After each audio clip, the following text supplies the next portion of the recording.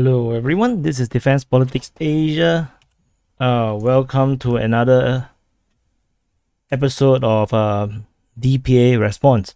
So this time round, I'm going to be responding to the comments, the top comments on the Ukraine war 50 days catch up video, and so I will sort this by top comments. So they should show you this fair. I do not know what are the comments that will be showing up by the YouTube algorithm. I have actually no idea how they actually sort what is top, what is not top. So anyway, let's do this. Hopefully we'll finish this in half an hour at most.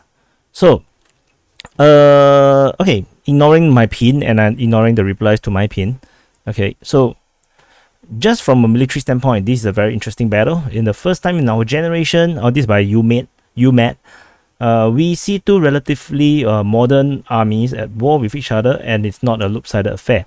Yes, Russia has more resources, but Ukraine also have strong support.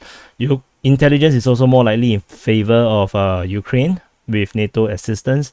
With all the human suffering considered, I obviously want this to have never happened, and now it happened. It's quite interesting to analyze, and I actually agree with UMAT. This is actually the first peer level conflict since, I guess, Iraq-Iran war. I think Iraq-Iran war is one of those peer level conflict that I think since then, well, I don't think even the Gulf war, the first Gulf war, is not even a peer level. It was like a overwhelming, the whole world hitting one country, so it's not really that fair in that sense.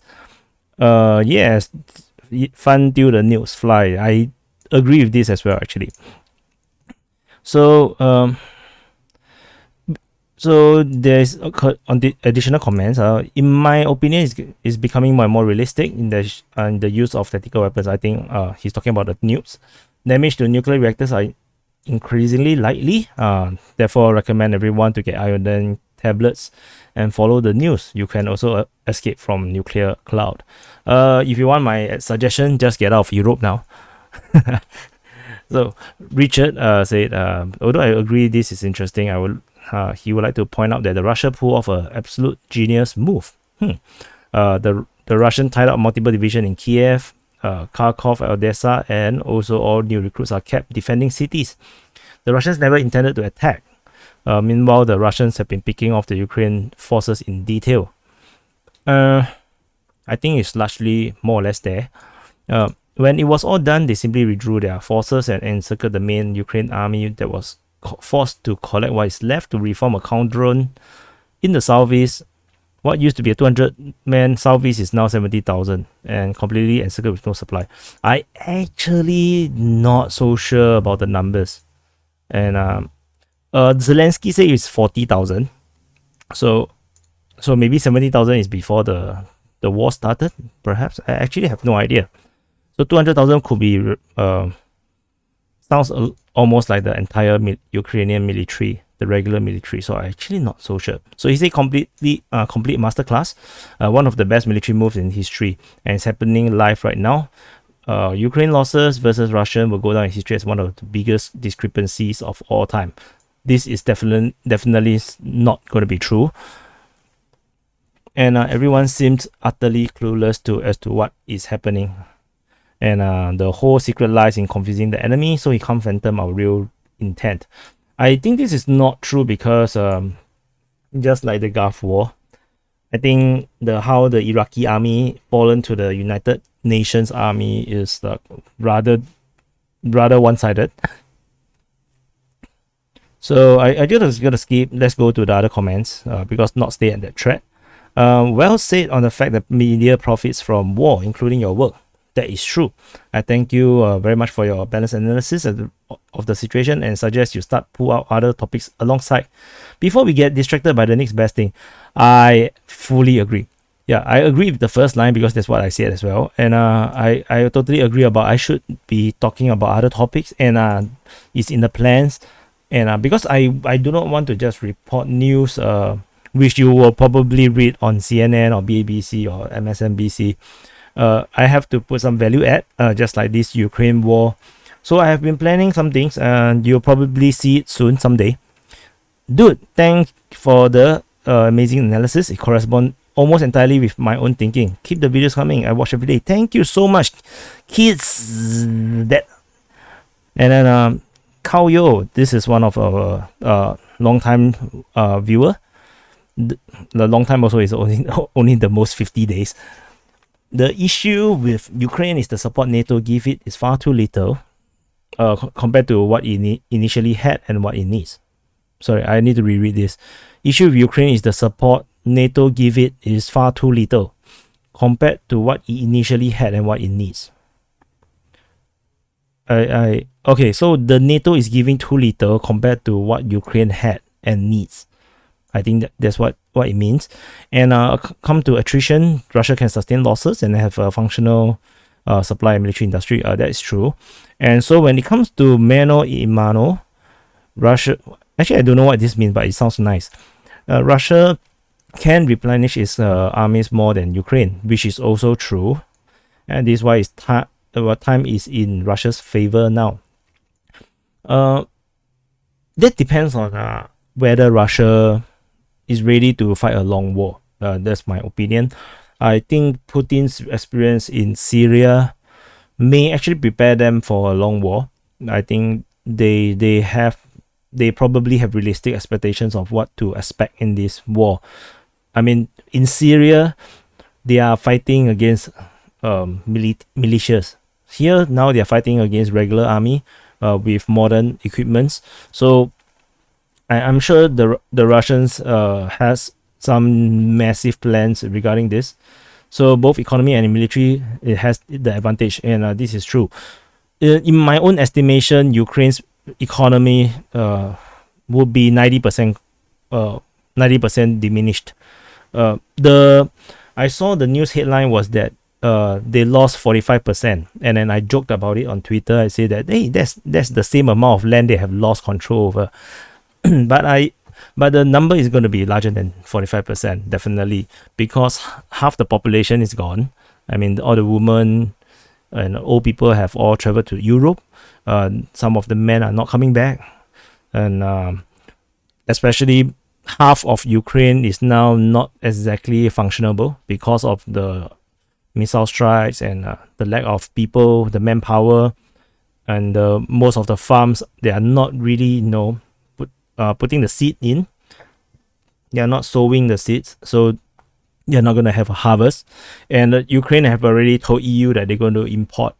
They need EU's help to actually import wheat, which is something that they produce themselves. So if they are trying to import something that they produce themselves, I think the economy is going to be much worse than that. Randall, the situation in Donbass is the key to Russian success. Eliminating the Ukraine army not only free up the majority of the Russian forces, it will also be demoralizing for Ukraine. And once this happens, Ukraine will fail. Obviously, once you eliminate the army, of course, the country will fall. That's rather clear. I forgot to light. I forgot the light. And Vinko Malada, this war is certainly giving boost to my channel, and he's from Europe, and I find Asian perspective more balanced and strategic than Europeans. When I watch European pundits, I already know what they will say, which when I watch analysts from Singapore, India, and China, I learn something new. Thank you so much for this. I actually not sure why this is the case. I mean, on YouTube, we are all independent analysts, or I'm just someone who read the news. So I'm not sure why. Maybe it's the history. I think maybe the history, the historical baggage makes them have a tinted view of what is happening. Sam, wow, had to watch that intro twice. Glad I can follow this channel's meteoric rise from the beginning. Keep up the great work, Wyatt. Wyatt is my name, by the way. So thank you so much, Sam, for the support. And some people say the intro is irritating. I mean, like they feel that the intro is not necessary. No, you guys let me know. Richard Roskill, Good analysis. I don't necessarily agree with all your conclusion, but they are rational views based on somber views of the reality as we know it today. You're correct to say that Ukraine so far has waged total war, and Russia had not waged war on that basis, and that's why things are presently stalemated along the Donbas line. It's quite possible that Russia will wage the phase 2 war with different tactics. In fact, they will have two in order to achieve their military goals. The thing about this part about the fighting with a different tactic, I actually say that as well, but I actually do not know how different can they be, because the Russians are not exactly very, very, how to say, lenient on the front line. They actually hit them with quite a lot of artillery. So I'm not sure how much bigger can the artillery go.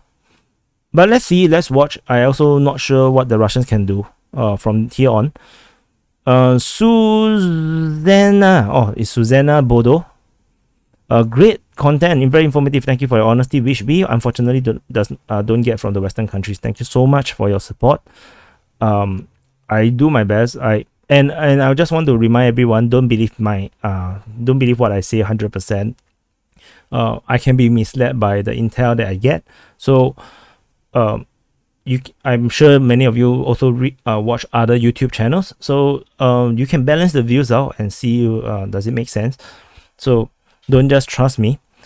Ilana, thank you for your work. Just a few things to highlight. There's no initial intent to capture the entire country or even Kyiv. This I agree. This I'm not so sure. So check the initial Putin speech. Actually, I don't dare to check because I heard it's very, very long. It was a strategic move to get closer to Kyiv.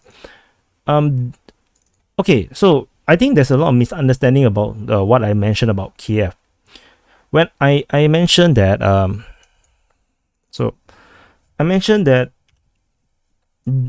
the push to Kyiv. So let me put it this scenario. In the first 3 days, if the Russian forces have arrived at Kyiv, and then if you remember, I'm not sure if you know, the Russian tanks actually rolled down a Oblong, and they were actually around this area. So what if it's undefended? What if the Kyiv military just surrender upon seeing the Russian forces? Do you think the Russians is going to withdraw and keep their Irpin line? No, they are going to roll over the entire of Kyiv and take over the entire capital city. The incursions is to test the defense, and the incursion proven that there is resistance within Kyiv, and they kind of appreciated the situation to see that the defenders are determined to defend the capital, and they decided to go to the main battle plan, which is to hold the front. If the city is undefended, they are going to just roll in and take over the city. Why the hell would they not do that, right? So to say that there's initially no intent to capture Kyiv is not fully correct, because what happened in Crimea when in 2014 when the little green man entered Crimea, the soldiers in Crimea's military camps and as well as the government buildings, the police stations, none of them fought back against the little green man. None of them fought against all these Russian soldiers, and they basically take over the entire country without a single bullet, without a single fight, and within a week, within a few days, in fact, within 2 to 3 days. In fact, most of the most important locations have been captured within a day or two. So that is possible even in this Ukrainian war, should the Ukrainians decided not to defend the capital. But of course, better plans are better plans. They know that this chance that Kyiv would not defend themselves is very low.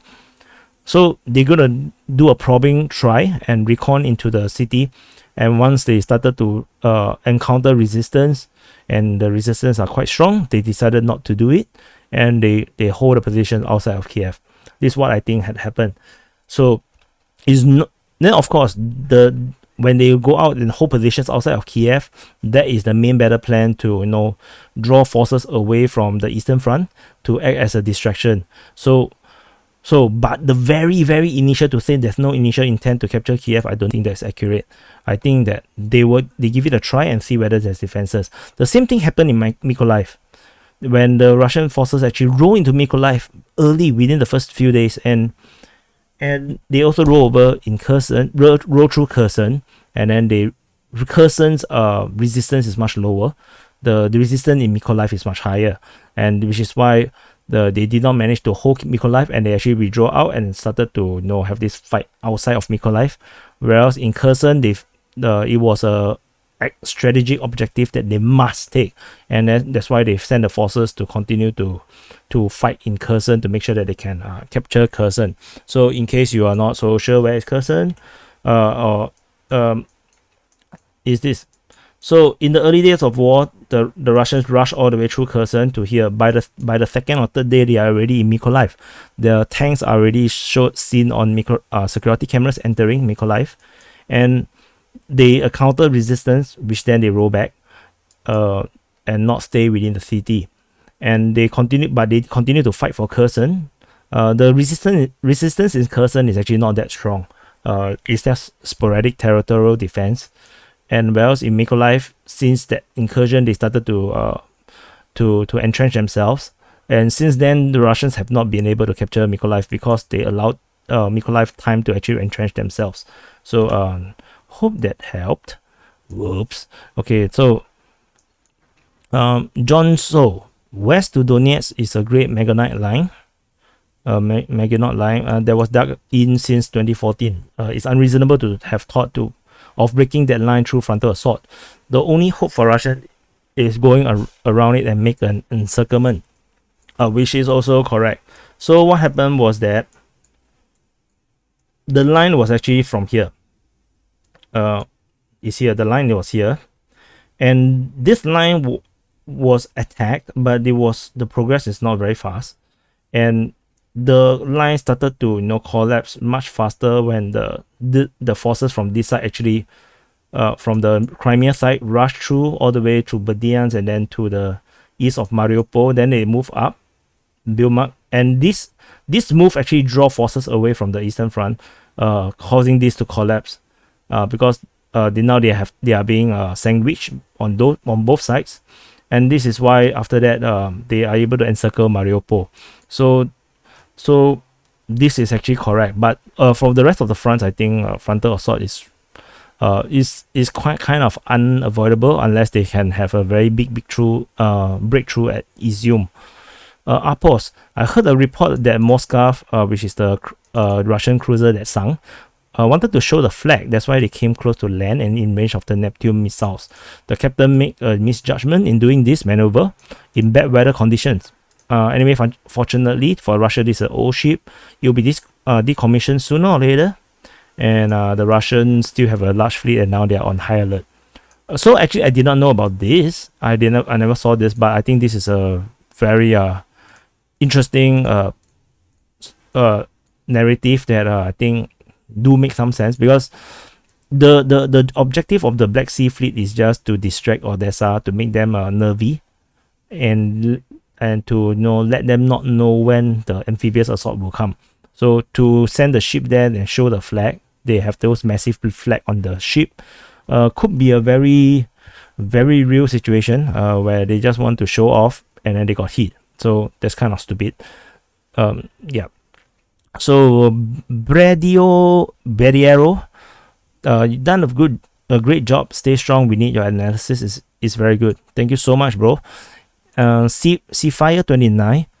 If each side accuses you to be pro on the other pro the other side, you're probably on the right way.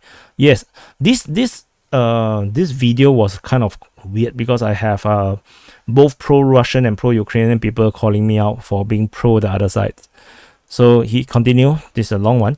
As a navalist, first to the Moskva. If it was really hit by a Ukrainian missile, he believed what killed it was complacency, which is what I think so too, because you just need a few minutes of distraction and then you're dead. Warship in recent decades have shown a great deal of that, suffered for it when they believe themselves in low-risk areas. That ranges from an Israeli and a UAE frigate both believing that their enemy has nothing that can touch them, to even HMS Sheffield during the Falkland War. So my belief is that the Moskva was happily sailing around looking impressive, but having all its defense under human control with the operators asleep at the wheel. I actually believe this is what happened. And of course, as a full war is not declared, putting air defense on automatic and shooting down every airliner in 100-kilometer radius isn't the brightest idea either. In any case, who really deserves to clean toilets for the rest of their life is whoever came to the idea to sail this old warhorse into the war zone, where it could do nothing much better than a much smaller frigate could. I agree.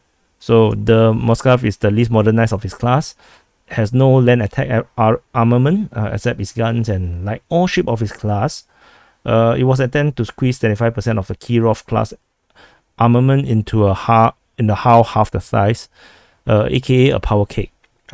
This I actually don't know. I'm not very versed with naval ships.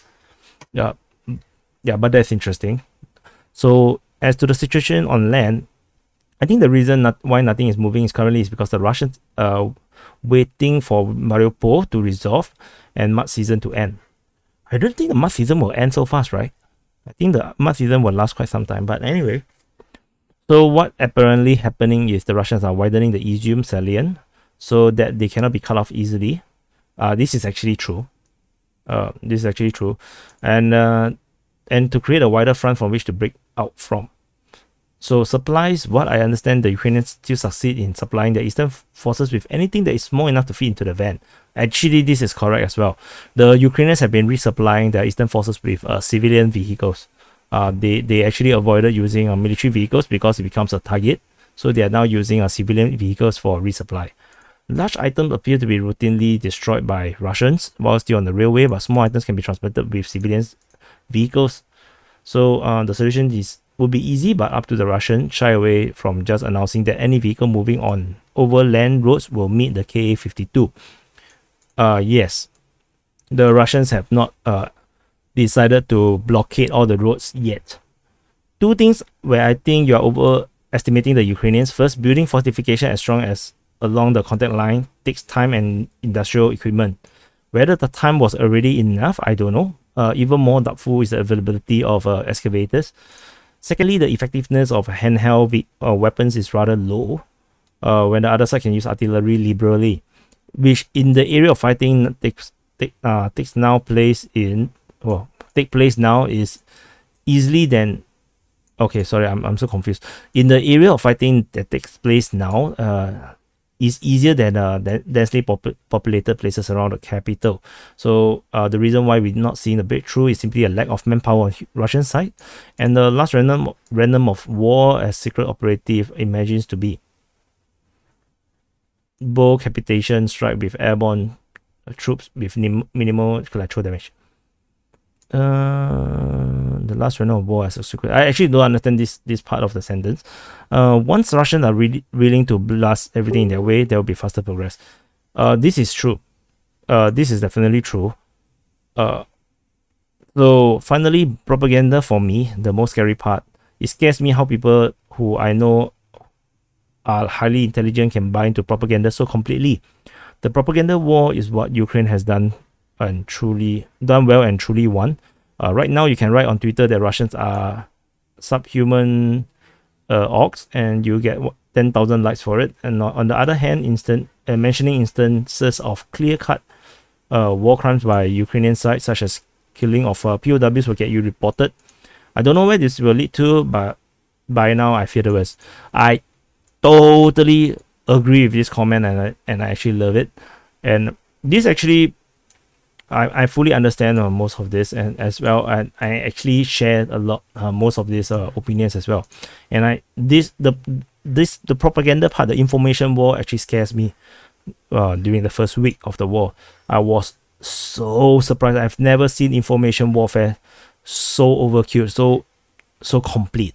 On the Ukrainian side, I never seen that anywhere else in any of the war since I'm alive. So it's quite scary. So thank you for the comment, Cephias29. Fantastic comment. Chick Han. Oh no, there's another long one. A couple of thoughts by Chick Han. The Russians hadn't really been targeting railway infrastructure in Ukraine, which is a major way of transporting anything within the country. Only a couple of railway stations were hit so far. Also, none of the bridges across the Dnieper were blown up. The Russians don't really need them for potential future operations since they already have a firm bridgehead in Kherson. This is not exactly true. The railway station, because the Russians, if they chose to invade into the inner lands, they will actually want the railway tracks to be working, and they will also want the bridge to be working. The most of the bridges are actually blown up by the Ukrainians. It's not by the Russians. The Russians, as far as I understood, they only blow up one bridge. So in Sumy, around Sumy. But they are absolutely vital for Ukrainian forces maintenance in the eastern part of the country. True. There is obviously I accidentally bite my tongue. Oh my god. There is obviously a reason why Russia, for now at least, want Ukrainian army to deploy in Donbass and not scatter around the country. His guess, is to deliberately drawing them over, letting them group in order to stage a set-piece battle of annihilation in a one fell swoop defang Ukrainian war. Wow, this one hell of a sentence. Making capacity. This would enable the demilitarization part of the stated war aims in large part. I actually agree. This is what they are doing. I think this is what they are doing. Unlike DPA, I'm confident that the Russians can and will win this battle. I totally have no doubt the Russians will win the war. It's just how long they are going to take. But it's probably more of a bloody attritional operation lasting, say, 2 months. I think 2 months is a bit fast. But then a fast deep strike fancy operation. So yeah, so you actually agree with me. We are not so different. The reserve positions Ukrainians are building now in depth are not the same caliber as the fortification built for 8 years along the LOC, and it will not be much of a problem. I actually not so sure. So I actually don't know. I think you might be right. So let's watch the next 2 weeks and see what happens.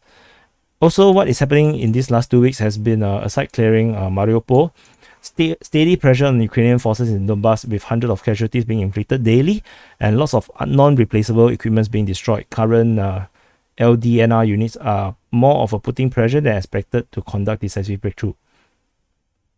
I think this is Luhansk Donetsk National Republic, and it's actually LPR and DPR. I actually not sure what is this acronym means, but yes, the LPR and DPR, they are used for war, but they are fighting. But when the fighting get too difficult, they can't get a breakthrough, they actually ask the Russians to take over. The Russians are taking their time, avoiding Hitler's charges that marked the first 2 weeks of war. Yes, this is totally what I agree with, and what I actually mentioned in the video. Half we don't have reliable numbers. Yeah, because it's not a computer game. If this is a computer game, we will have all the numbers. It's safe to say that because of firepower superiority, they are making much more damage than they receive. Oh, this is definitely for sure. Definitely. 2, there is no reliable data on what happened to Moscow. Several possibilities is indeed a clever Ukrainian attack. It might be an accident as the Russian claim. So entirely different from there might be so it might also be an entirely different thing like a floating mine and explosion from a faulty missile launch. No one have mentioned this, but there are a few comments that mention about it could be actually hit by the mine. So at this point, all these options are perfectly plausible, and I wouldn't take any of them as a given. So reason why Ukrainian version is, in his opinion, not likely is that had those missiles still operational after these initial strikes against their battery, they would have used them by now. So Russian ships has been parading in front of Odessa for 50 days. It's difficult to imagine they will miss the opportunity to score some symbolic point for that long, which it is theoretically possible that some missiles which were in the final stage of manufacturing has been finished and deployed. Meanwhile, some damaged system is repaired. It's not Neptune at all, but a Western system that managed to slip by Russian intelligence through Poland. Doubtful they would most likely definitely document it. Ukrainian record and video edits everything. We, as the things stand until further information evidence, we just can't know for sure. So a lot of people have been criticizing me about me just believing that it was actually the two Neptune missiles. I'm simply just reporting what the Ukrainians say, and for me, I don't think it's an accident on the Russian vessel. That's personally what I think. I think they are too professional to make this mistake. Hitting a mine also, I don't think so, but of course it's a possibility. I feel that the most likely possibility is missile strike because of the distance from the coast, as well as how fast the Ukrainian sources started talking about it. They are faster than the Russian side saying that there's some accident on the vessel. They are claiming missile strikes much earlier, so I feel that added some weight to the Ukrainian missile strike theory. But of course, Chikhan says that it's not Neptune is very possible because I think the UK have been sending their anti-ship missiles to Ukraine, and that was rather publicized, very highly publicized. I forgot the name of the missile though. I think it actually could be the United Kingdom missiles, just that they say that it's a Neptune, just to cover it up. I think that is possible. So, Jim Russell, the Eastern forces have been outnumbered by the Western forces for the entire war. The fact that they are still gaining ground is the only surprise so far. Generally, you need 3-1 odds in your favor to attack. In the deep defense, where Western forces have built up lots of defense, I think Western he means the Ukrainians, it rises up to 6-1. Being outnumbered at least 3-1 by the Western forces, 900,000 to 1 million against 300,000 means that they are hitting 18 times as well as they should be, or the defenders are doing 18 times worse than expected. I'm not sure if that's how you count it, and I don't think that this is the real odds. I feel, and definitely there's not so many troops in the Eastern Front. At most, the East Army has only 200,000 troops at most, which is what the earlier comment mentioned. So the DPA and LPR themselves, each of their mobilization could easily get 50 to 60,000 soldiers. That is already wanted, and they are not including the Russian forces, the Chechens, and maybe some other Russian republics that we are not aware of that is fighting in the front. So let's move on.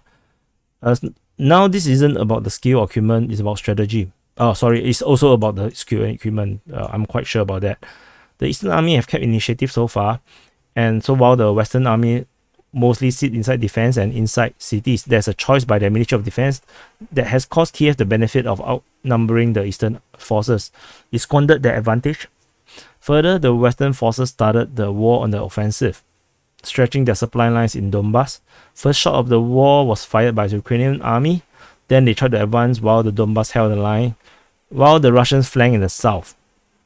Is that so? I actually do not know the Ukrainians actually launched an offensive. At each step, the Ukrainian government used the wrong strategy. They had the assets. They chose to act politically first rather than thinking militarily. They could have withdrawn from Donbass and defended the Dnieper River. They won't. This one they won't because maybe like you say it's a political decision. They are not going to give up Donbass. It's a no. In fact, they won back Crimea as well.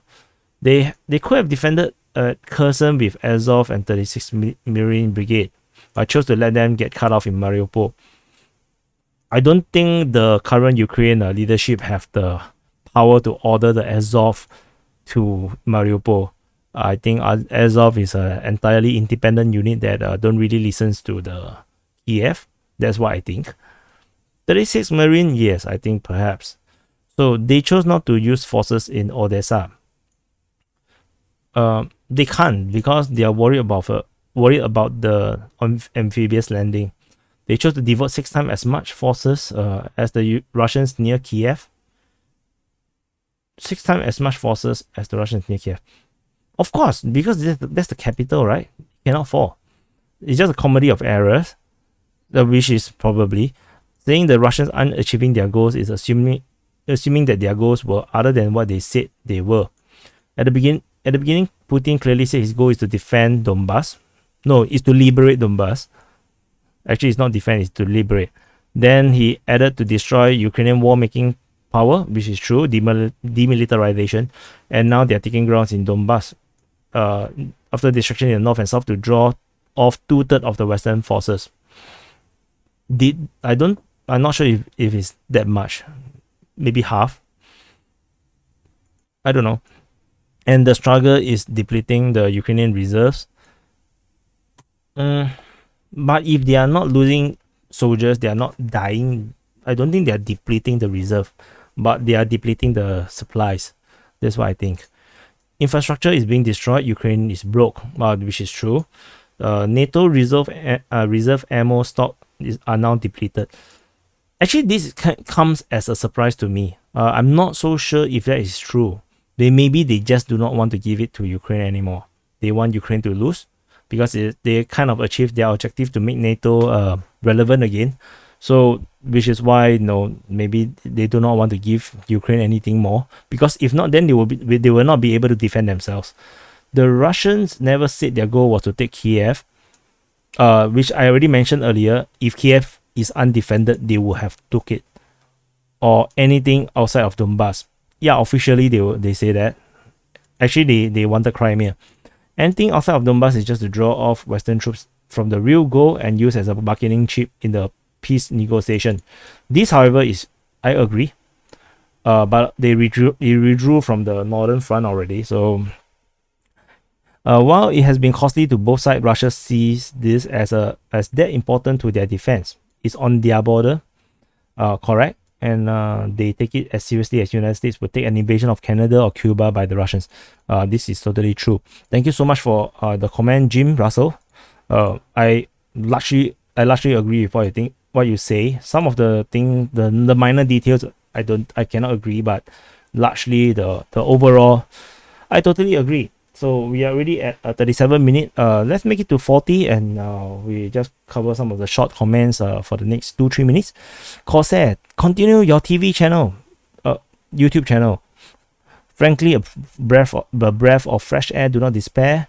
Courage for your opinions and analysis, and your balls. And you have balls, and the current world needs them. The current world needs my balls. Thank you, and don't despair. Thank you so much, Corsair. Awesome guy. You have the best analysis on this war out of all the channels I've viewed. Please keep making videos. Thank you so much. Awesome. Ramesh Bisha. Scott Ritter's perspective hold ground. Special operation by Russia is shaping the battlefield. Actually, I just watched Scott Ritter's interview, I think yesterday or the day before. Actually, I totally 100% agree with him. I have entirely similar views and perspective as Scott Ritter. So it's just that I actually do my analysis based on what's happening on the ground as well. So it's not just what I hope or think they will do, but I base on evidence of what actually happened. So let me translate this. Miriam Batista, your videos are great. I always wait for them because I know that you describe and analyze real events without sensationalism or exaggeration. The press coverage of the West and Latin America is a shame of no one. I think this is a translation error. Thanks, I'm a fan and follower of your channel. Thank you so much, Miriam Batista. Thank you so much for your support and your trust in me. So let's do this last one, okay? So we are at 39 minutes. So by MS, here's the thing. Russia has been conducting the whole operation with the aim of negotiated settlement. The moment I saw this, this is like, okay, Scott Ritter, you actually learned this from Scott Ritter. The first day they spoke about negotiation. Yes, this is actually a surprise to me that the moment they started operation, they also started to talk about negotiation with Ukraine. This has meant that the military has gone with a very soft approach. Leadership, power, rail, bridge, communication field has not been targeted throughout the operations. Only recently they started targeting fuel and oil.